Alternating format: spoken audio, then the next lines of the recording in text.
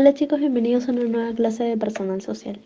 Hoy día vamos a hablar sobre los paisajes geográficos y espacios urbanos y rurales. ¿Qué son estos? Ahora lo vamos a ver. Paisaje geográfico natural o físico y paisaje geográfico cultural. ¿Cuál es la diferencia entre estos dos términos? Primero, el paisaje geográfico natural, como su mismo nombre lo dice, natural, son todas las manifestaciones o elementos físicos. ¿Qué son elementos físicos? Cosas que se pueden tocar, ver, percibir. Un árbol, una roca, etc. ¿Ok? Componen a un determinado lugar. Por ejemplo, ese árbol pertenece a un determinado bosque, ¿ok? Y es percibido por el hombre. Es decir, el hombre lo puede ver, oler, sentir, etc. Entonces, este paisaje geográfico natural es, como su mismo nombre lo dice, natural. Pertenece a la naturaleza. ¿Qué quiere decir esto? Que el hombre no ha hecho nada para que pueda transformarse. Es decir, tal cual como lo vemos, es su naturaleza. El hombre no ha hecho, por ejemplo, montañas, nevados, etc. Por ejemplo, el lago. El hombre no ha llenado de repente de un grifo de agua, no ha llenado un lago, ¿no? Entonces, este tipo de lagos son naturales. Las cascadas, los nevados, todo eso no lo ha hecho el hombre, sino que ya es parte de la naturaleza. Por eso se dice que es un paisaje geográfico natural. Listo. Y el otro término que nos dice paisaje geográfico cultural, social o humano. ¿Por qué tiene este nombre? Porque como ya lo habíamos comentado antes, una cultura que es la creación de un grupo. Por ejemplo, en Perú, ¿cuál puede ser nuestra cultura? De repente el ceviche. ¿Por qué el ceviche, Miss? Porque el ser humano, especialmente la sociedad peruana, ha creado el ceviche. Entonces, ¿es nuestra cultura? Sí, porque la cultura es la creación de un grupo social. ¿Ok?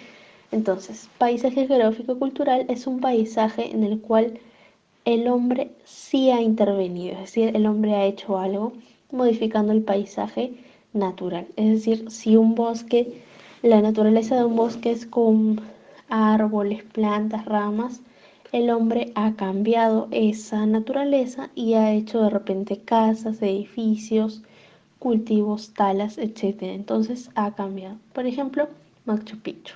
Machu Picchu, como lo vemos alrededor, son colinas, ¿cierto?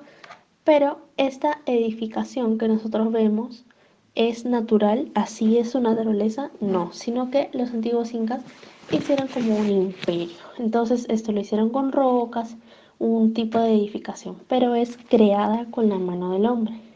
También los ductos para de repente, ¿cómo se llama? Cuando cultivan para que pueda eh, irrigar mejor el agua. Entonces, estas son creaciones del hombre, es parte de su cultura, por eso se dice paisaje geográfico cultural. También las paredes o torres que lo hacen a base de piedras. ¿Esto es natural? No. Las piedras son naturales, sí, pero este tipo de edificación, este tipo de torre o de pared, lo hace el hombre con sus manos, ¿ok? También puede entrar a tallar en los espacios geográficos culturales, las iglesias, catedrales, etcétera. Todo lo que esté creado por el hombre es paisaje geográfico cultural. Y lo que no esté creado por el hombre, sino que sea así, es parte de la naturaleza, es el paisaje geográfico natural. ¿Listo? Entonces, ahora que ya sabemos eso, vamos a ver la diferencia entre un espacio rural y un espacio urbano. ¿Cuál es la diferencia? Uno, el espacio rural está asociado al campo y a la extracción y obtención de materias primas, es decir, naturales. ¿Qué son materias primas? Son cosas naturales. Por ejemplo, la papa que sacamos de la tierra, el camote, etc. ¿Por qué se les llama primas? Una materia prima es algo que, al igual que como lo habíamos hablado hace un momento, no es tocado por el hombre. ¿Qué quiere decir? Por ejemplo, un árbol, la naturaleza es como árbol, ¿cierto? Así lo ha creado Dios. Entonces, ¿cuál es el producto? ¿Qué pasa cuando el hombre transforma ese árbol? Lo hace de repente una mesa, una cama, etcétera, o leña. Entonces, cuando el hombre transforma esa naturaleza se llama el producto. Y cuando permanece en su naturaleza se llama materia prima. ¿Listo? Entonces continuamos. Entonces, como nos dice, el espacio rural se caracteriza por tener comunidades pequeñas y porque ese espacio está caracterizado por ser campo en donde se obtienen materias primas, es decir, papas, camotes, todo lo que sale de la misma tierra que no es procesado por el hombre, ¿ok? Que no son industrializadas ni comercializadas. Por ejemplo, los bioductos que hacen en la sierra limeña, eh, también en la sierra de la costa. Entonces, todo esto es parte de la creación del hombre. Todo esto, además, es parte urbana. Disculpe. Todo esto, además, es parte rural. ¿Por qué? Porque en esta zona se saca lo que serían las materias primas.